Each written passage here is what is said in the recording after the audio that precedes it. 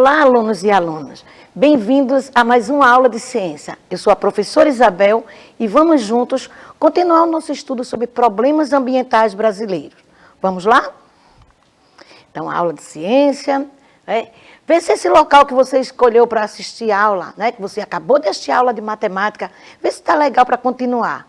Temos aí, um momento especial, o momento da aula. E é preciso que vocês estejam bem acomodados. Ok? Vê também se tem alguém aí em casa que pode sentar e assistir com vocês, que pode ficar aí juntinho de vocês, dando aquele apoio, dando aquela força na hora das atividades. Eu hoje vou ter atividade no final. Se tiver alguém, vai poder ajudar vocês. Então, vamos lá. Lembrando da questão da trilha, Essa trilha de agora, dessa aula de hoje, ela vem uma trilha um pouco diferente. Além de colocar para vocês que no decorrer da aula eu vou, trabalhar com conceitos, com características, com algumas curiosidades, eu estou trazendo para vocês na trilha que essas informações a gente vai poder adquirir em vários espaços, em vários meios de comunicação, em relação a jornais, a TV e também nas redes sociais. Então, a nossa trilha hoje também traz essa dica, que é através das redes sociais a gente também pode ficar informado sobre esse tema. Porém, tem que ter muito cuidado. Será que essa rede social, será que esse local que eu estou observando, ele é seguro? Será que essas informações são realmente precisas? Na dúvida, quando você lê uma informação ou quando você ouvir uma informação, tenta pesquisar em outro site, em outro local e compara, Se deu diferente, então vamos continuar, vamos ver uma outra pesquisa, ok? Então, nosso tema, problemas ambientais brasileiros. Vamos dar continuidade. Na aula passada a gente já tinha conversado. E na aula passada também eu já havia apresentado para vocês vamos dizer assim, esse conceito, que são problemas ambientais. São aqueles que colocam em risco os ecossistemas e a saúde dos homens e dos outros seres vivos. Sempre lembrando que aí eu estou dando um destaque, porque às vezes nós, seres humanos, achamos que um determinado problema como esse vai afetar só os seres vivos que estão próximos. E, às vezes, esse acontecimento ocorre um desastre em cadeia, ou seja, vão acarretando problemas no entorno e vão cada vez mais se envolvendo com outros ecossistemas e vai também chegar até nós. Então, vamos lá. Também trouxe esse problema, Como os problemas ambientais afetam os organismos e o meio ambiente. Eu também mantive essa problemática, porque é importante a gente saber o como. A gente já sabe que os problemas existem.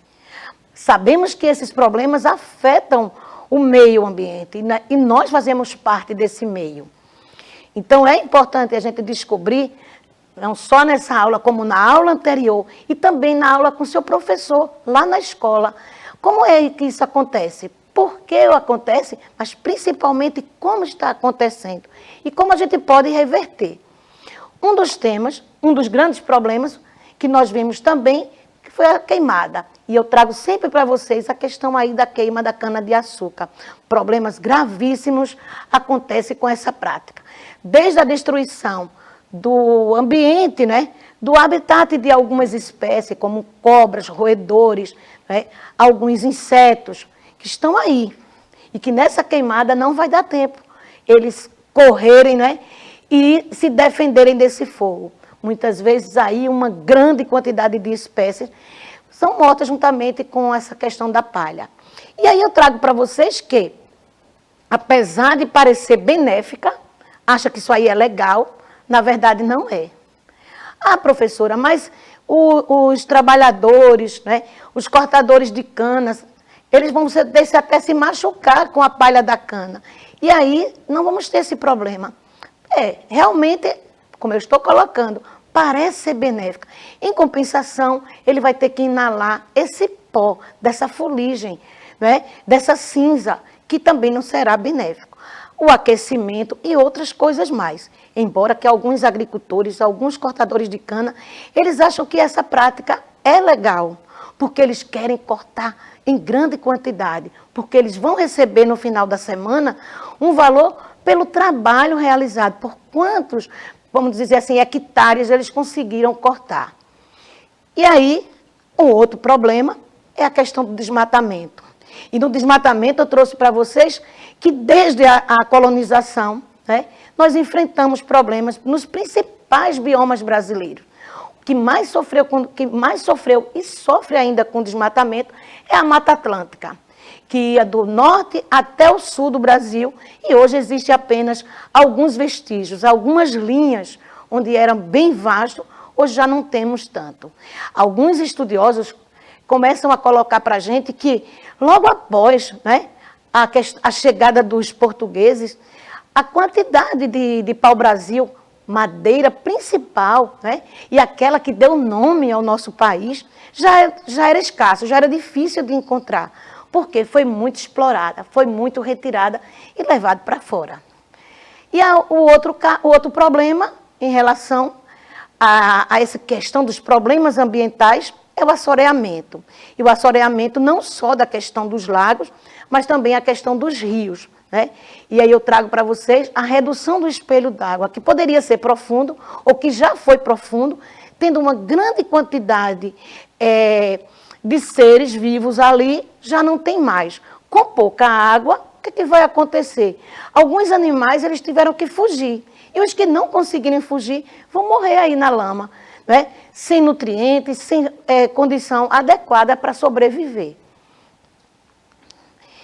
E, juntamente com a questão aí das queimadas, né, do desmatamento e também do assoreamento, vimos que existem outros problemas ambientais. A poluição do ar, a questão da poluição da água e do solo, muitas vezes, né, provocadas por nós. E aí eu vou chamar a atenção de vocês. O que é que nós estamos fazendo? Ou o que devemos, né, evitar por conta aí da questão da poluição do ar? Daqui a pouco eu vou conversar sobre algumas dicas que vocês vão ter que ajudar e também levar para a família. Dizer aí na família, dizer aí próximo onde vocês moram, conversar com os vizinhos e falar que algumas práticas não são legais. A perda da biodiversidade e a redução do número de espécies. Vamos conversar um pouquinho sobre cada uma. A primeira, poluição do ar, da água e do solo. E eu trago aqui 3 imagens que representam ações humanas, né? A questão das fábricas, que aí não é obrigatório ter essas chaminés lançando para o ambiente, lançando para o ar, essa questão dessa fumaça escura, né? Causando aí grandes desequilíbrios, e esse ar ficando impróprio para a respiração, inclusive a nossa.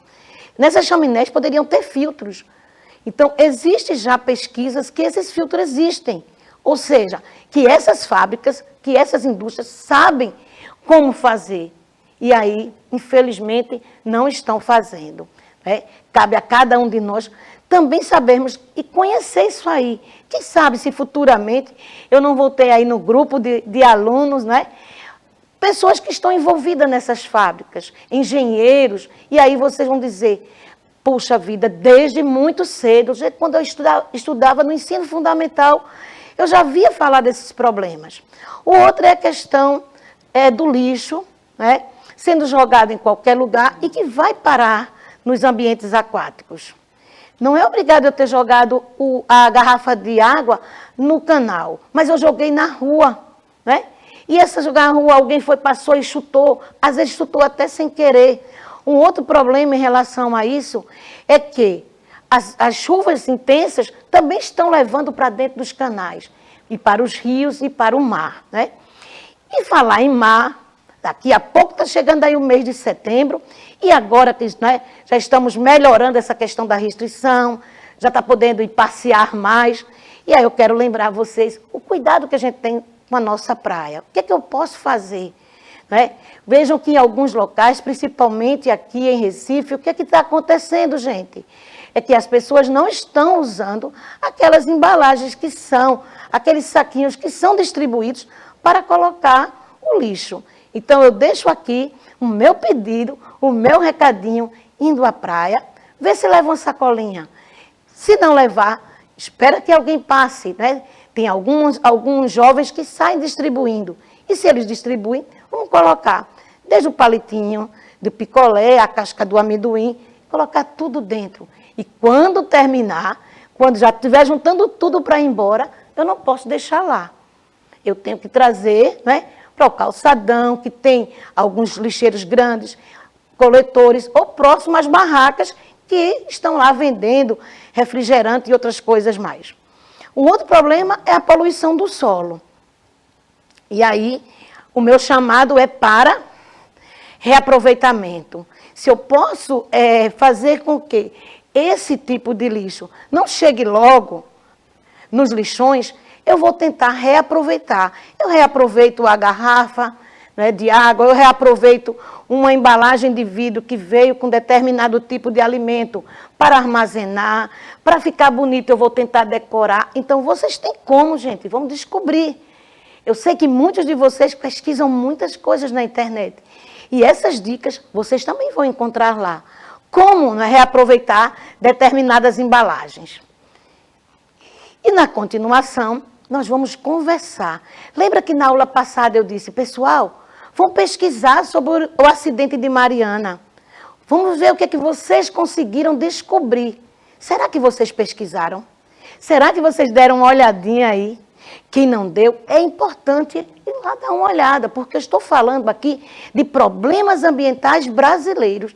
E aqui eu estou estou apresentando a vocês um dos principais problemas da atualidade. Mesmo que tenha sido 2015, mas a gente está mostrando aqui que é um problema que a gente não sabe. Os estudiosos, eles não sabem quanto tempo ainda vão ter para recuperar. Professor, e não recuperou? Não. Muitas pessoas nem recuperaram ainda suas casas. Alguns insistem que querem morar nesse mesmo ambiente, porque nasceram, porque a família inteira, os pais, são dessa área. Mas é uma área que está imprópria, gente, para a vida de um modo geral. Então, alguns vegetais que ainda resistiram estão lá. Eles, sim, eles apresentam como uma possibilidade de uma recuperação, porque eles vão poder atrair algumas espécies de aves, alguns animais, e aí começar a recuperar. Mas isso vai demorar muito. Sabe por quê? O principal dejeto que tem aí é mineral.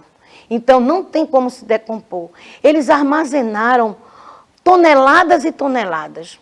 Eu li há pouco uma matéria dizendo que o material que foi, vamos dizer assim, todo despejado com o rompimento da barragem, era aproximadamente do tamanho do Corcovado, lá no Rio de Janeiro. Então, eles fazem as comparações para a gente ver tudo aquilo ali como se tivesse sido jogado para destruir, né? Destruir cidades, destruir plantações, destruir a vida. Um outro problema que nós tivemos, aí isso já foi o ano passado, nas leituras também vi que em 2019 já começaram em algumas praias, né, da Paraíba apresentar a questão do óleo. Aqui eu estou chamando a atenção do Nordeste como um todo, mas principalmente de Pernambuco. Então, foi aquele problema sério que hoje ainda se discute. A questão da culpa, eles querem realmente ver quem foi, por que foi, por quê. Hipóteses são inúmeras. Ah, professor, eu li que a questão aí do problema da Venezuela, e a Venezuela diz que não foi ela porque ela vendeu.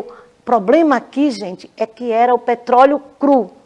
Algo que o Brasil logo disse, se é petróleo, vamos ver, a Petrobras deve ter sido. A Petrobras diz, não trabalhamos com esse tipo aqui, não é nosso, não tem nada a ver conosco. E eles conseguiram provar. Mas o que eu quero chamar a atenção é que um acidente como esse devastou. E o que é que isso pode causar, professora?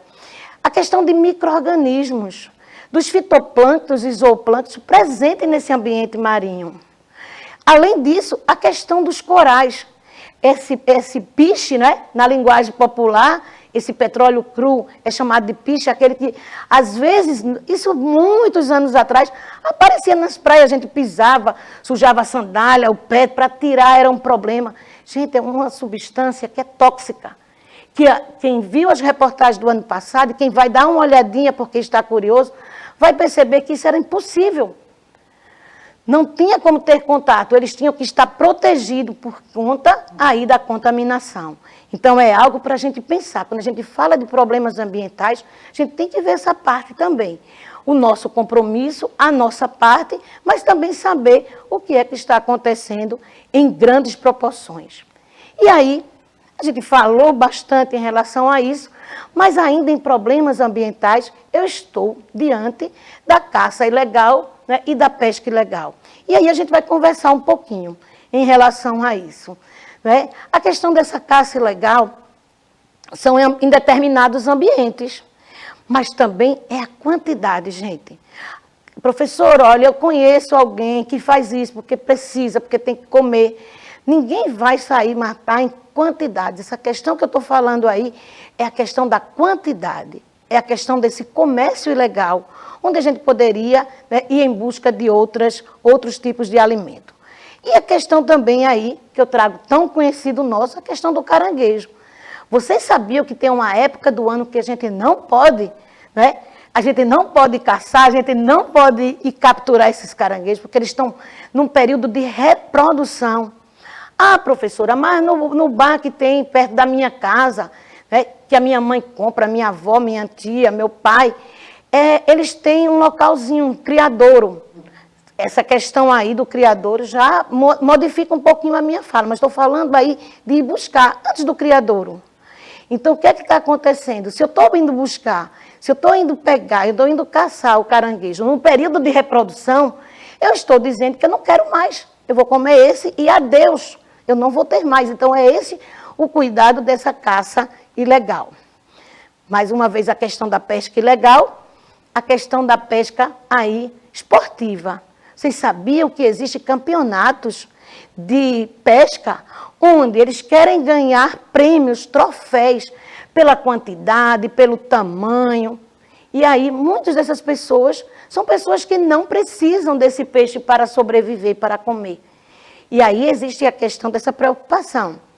Também fiz algumas pesquisas que alguns grupos desses fazem doação depois, né? Eles tentam minimizar aí a questão do problema. Mas vamos em busca de mais informações em relação aos problemas ambientais. O tráfico de animais. Quando eu falo de tráfico de animais, muita gente pensa assim, vai levar de um estado para outro, de uma região para outra. Muitas vezes, gente, e que nessa pandemia aumentou bastante, são os criadores de passarinhos, que foi lá na Mata Atlântica, perto de casa, foi fazer uma caminhada, achou bonito, colocou lá, né, uma forma de captura e está aí, ó, o seu animal dentro de uma gaiola. Mas eu estou dando alimento, eu estou dando água, ele está seguro aqui. Mas será que a gente gostaria de ter uma gaiola também? Com alimentos saborosos, com água, e alguém dizendo, você está seguro aqui? Eu mesmo não queria, eu prefiro correr risco. Então, será que a gente está dando a oportunidade de perguntar para esses animais? E olha qual é o problema. Alguns desses criadores, essas pessoas que costumam capturar, elas depois se cansam e querem devolver aquela espécie de volta à natureza. E ela perdeu o hábito da caça e da defesa. É algo também a pensar, não é? Quando a gente faz essa prática, a gente tem que saber que está errado. E, às vezes, o nosso erro ele pode complicar mais ainda.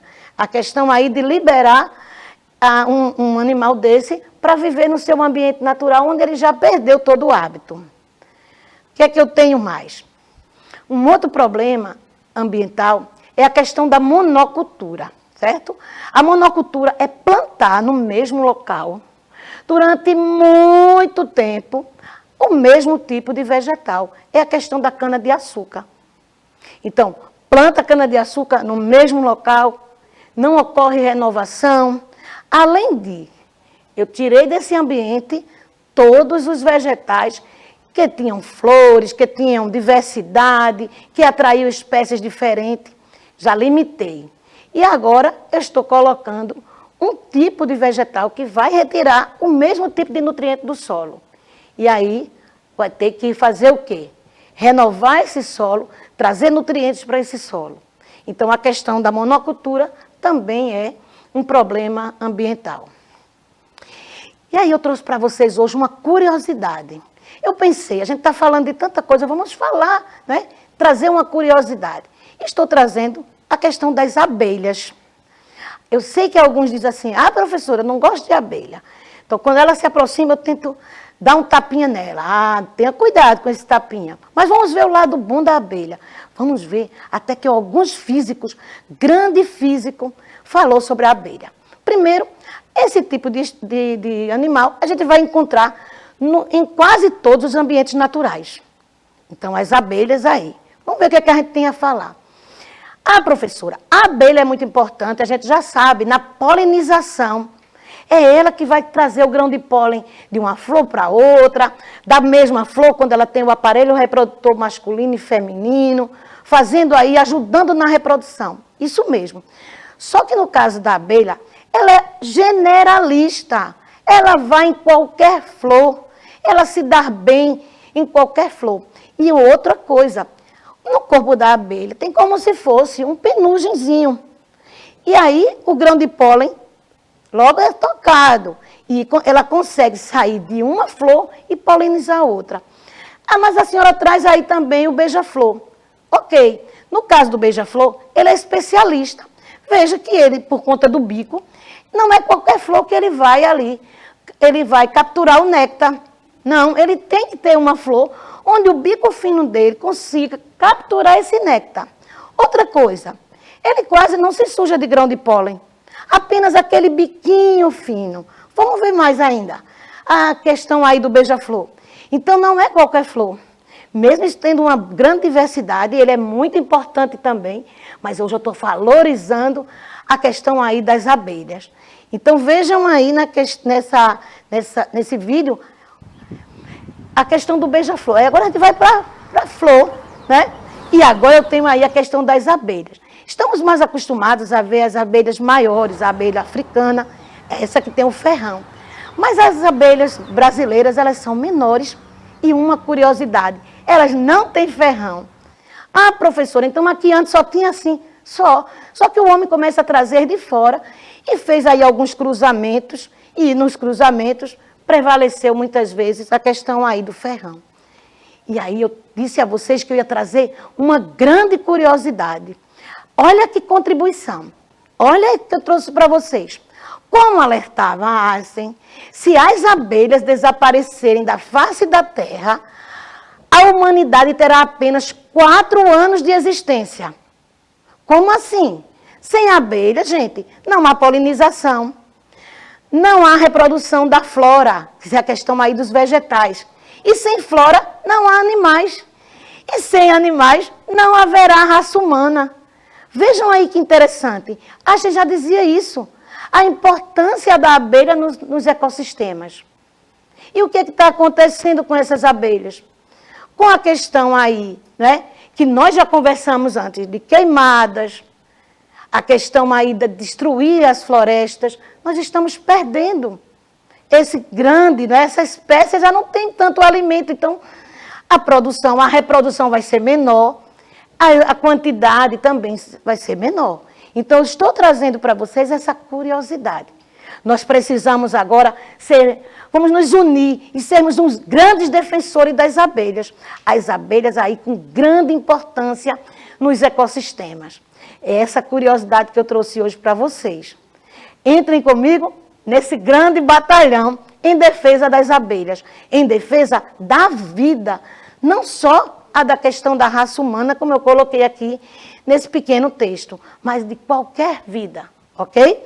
Mas antes, professora, a gente achava só que a abelha era importante, porque a gente pegava o mel, por conta da cera, essa também é. Né? Alguns estudiosos dizem que a questão do mel é só açúcar, mas sabe qual é o valor nutritivo do mel? É o que ela consegue trazer das flores. Então, na verdade, essa questão medicinal está lá nas plantas. Porém, esse mel que ela produz, por ter visitado, né, um determinado tipo de espécie, ela vai trazer os benefícios dessa planta. Ok? Então, venham comigo fazer parte desse grande batalhão em defesa das abelhas. Mas a gente tem mais coisas ainda para conversar. eu trouxe para vocês aí essa charge, né? Dê uma olhadinha na charge. Tem aí, é construção civil, e o outro, é destruição. Você viu? Vamos ver a questão. Olha o que diz aqui a questão. A questão colocada em debate pela charge é, eu estou trazendo a vocês 6 alternativas. Uma diz, o desenvolvimento que não pode ser alcançado com a presença de áreas verdes. A letra B, a falta de materiais de proteção individual para as pessoas próximas às caçambas. C, o caráter efêmero das construções civis que um dia serão destruídos. D, a situação precária dos trabalhadores ligados aos transportes de carga no Brasil. E, por fim, o descarte irregular do lixo e os impactos ambientais e sociais implicados. Então, dá uma olhadinha aí e já arrisca, vai arriscando aí. Vou rápido aí na resposta, gente. Então, não tem nada a ver com a questão, né, de se estava perto da caçamba, se a construção civil vai ser rápida, constrói hoje, destrói amanhã, não é isso. E sim, o descarte irregular do lixo, o grande problema ambiental das grandes cidades, né, e da nossa também, é a questão aí do problema do lixo. Agora eu trouxe outra questão. Essa aí, vamos ver se vocês acertam. Completa essa frase aí, gente. Aí diz, ó, das alternativas abaixo, o que preenche corretamente a lacuna? Aí eu vou tentar fazer a leitura sem o pedacinho. Vamos lá, sem a palavra. O é um dos principais problemas ambientais no Brasil, que acontece desde a chegada dos portugueses em 1500. O que será? É assoreamento? É efeito estufa? É desmatamento? É empobrecimento do solo? Ou uso de agrotóxico? O que é que vocês acham? Rápido! Sim, pessoal, é o desmatamento. Ok. Vejam aí como foi legal essas duas questões. Mas lá no material de vocês tem mais atividade. Vamos dar uma olhadinha, a trilha está muito legal, ok? Então, eu estou aqui encerrando, reforçando aquela atividade. Representar com desenhos os problemas ambientais. Se quiser apresentar o da abelha, eu vou abrir uma exceção. Faz lá, faz uma pesquisa e tenta apresentar aí um mapa mental, alguma coisa relacionada aí com as abelhas. Então, pessoal, por hoje é só. Fala para os amigos da novidade que tivemos hoje na aula. E se quiser dar uma olhadinha, volta, vai lá no YouTube, assiste, deixa seu comentário. Eu quero ver o que você colocou, ok? Tchauzinho, pessoal.